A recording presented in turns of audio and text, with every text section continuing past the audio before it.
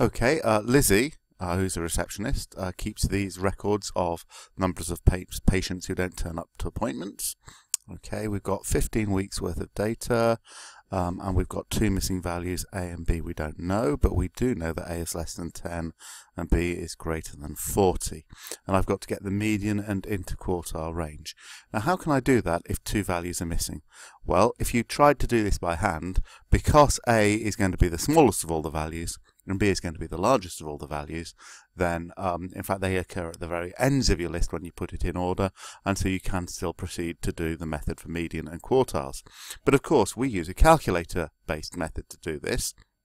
So, because it wouldn't affect us, it's not going to affect the calculator either, according to what A and B are. But the calculator does need you to put in some value for A and some value for B. So you can choose any number less than 10, any number greater than 40, okay, put them into your calculator, and although they're made up, we know they will not affect the median and interquartile range. So you can use the calculator method for that, okay.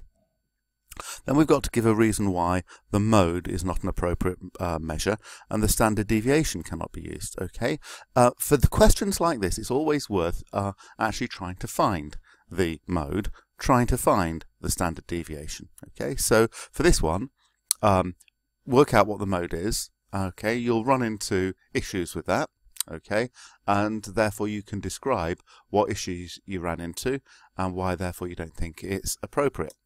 For the standard deviation, well look, actually there's a big clue in this particular question because it tells you what the missing values were, so now you know what A and B are, and it tells you that you can work out the mean and the standard deviation, so that's a big clue about why the standard deviation cannot be used in part B.